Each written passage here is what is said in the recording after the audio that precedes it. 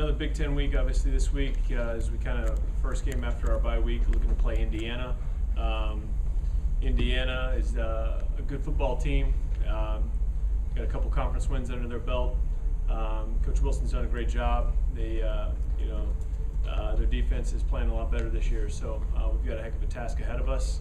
The bye week's been good for us getting healthy offensively and getting back to some fundamentals, but we're looking forward to these guys and a chance to go win the Big Ten conference game at home.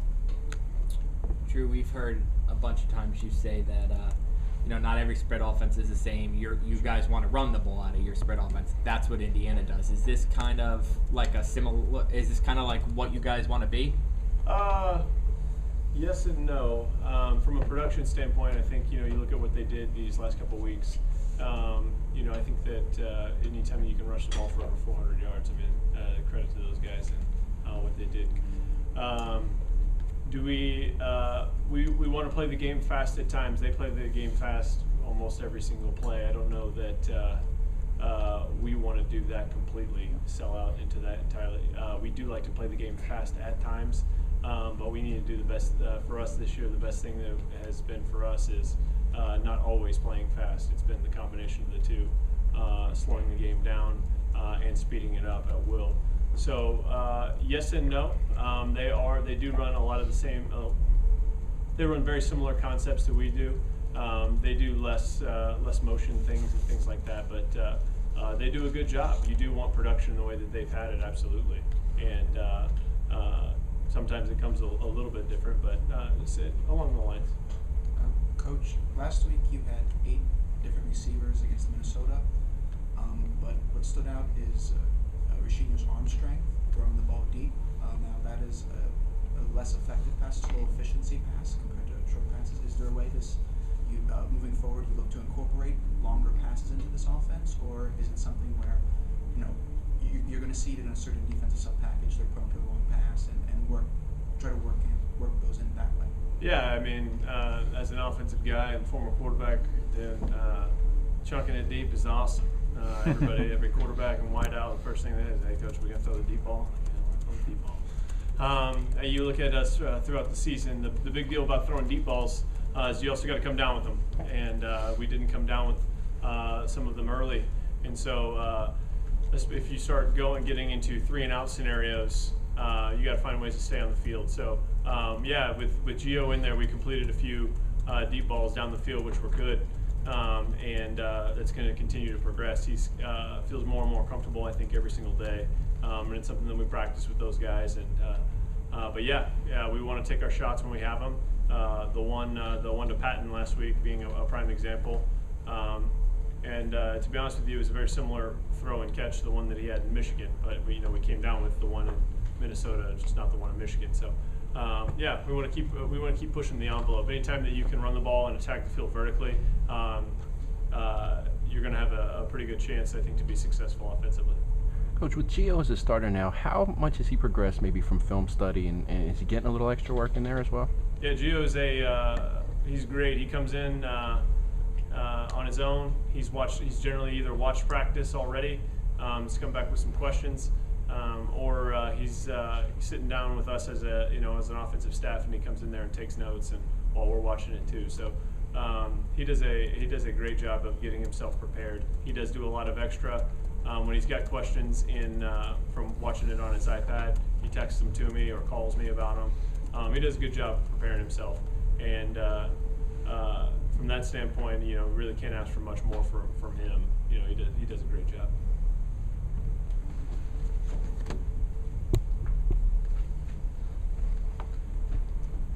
Just to kind of follow up on that, Drew, how much does it help Gio going into his second start now that he had the first team reps before Minnesota? Obviously, a little limited last week, but had last week, this week, just 3 weeks basically of first team reps, which is really not something he had in the past. It really wasn't, and I think from the standpoint that everybody is a rep person. We talk about there's some people that are rep people, and there's some people that just intuitively start to understand.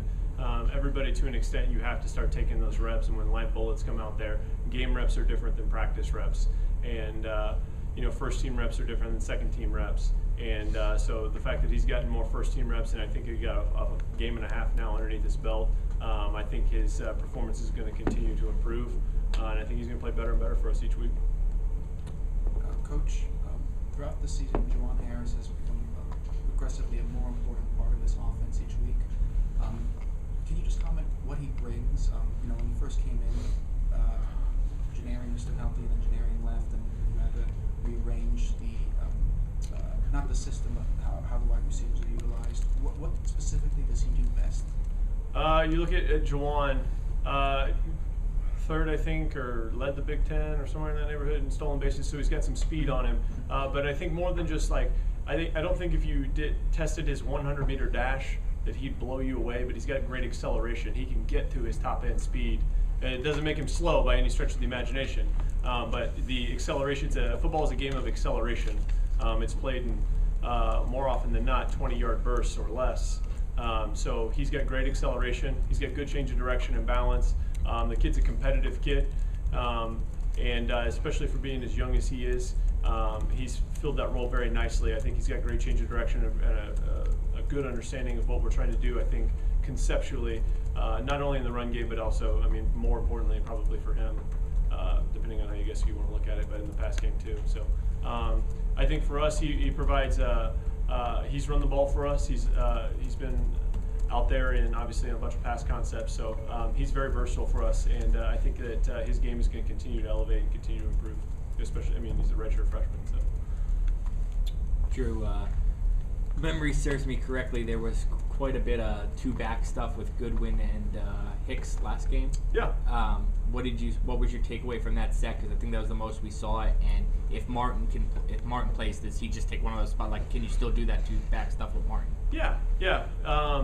Josh came in, and we wanted when Josh came back over from defense, we wanted him to find a way to make sure that we got that guy on the field and got him the ball and utilize him. He's a good player that's had previous success here, and so how can we get some of our better playmakers the ball and touches on the field? And I think that's something that we're going to continue to keep, continue to utilize.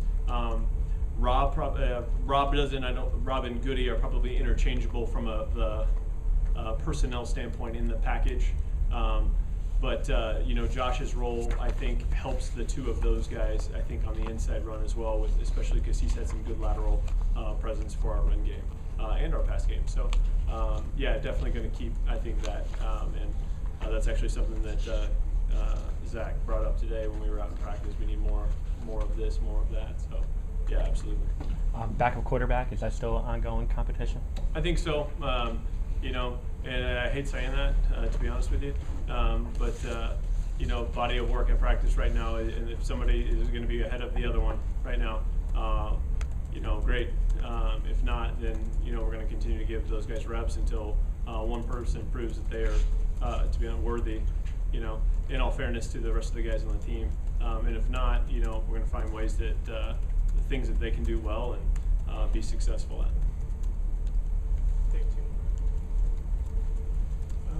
As far as Tylen's development, Knew this was coming.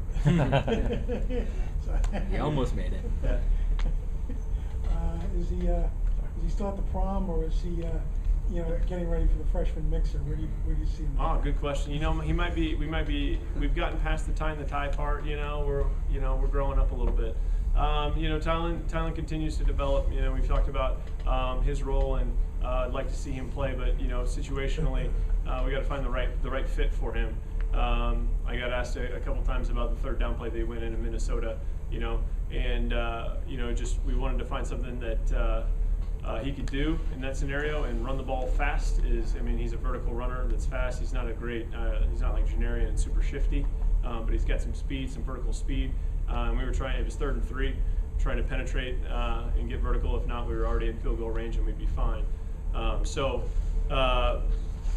Tylen's got to continue to improve. He has developed quite a bit, I think, in the passing game as of late. The broader scope of everything that goes on and being like a starting quarterback, he's not there yet still, but he's moving that way. He's progressing. Final question, anybody? Thank you, guys.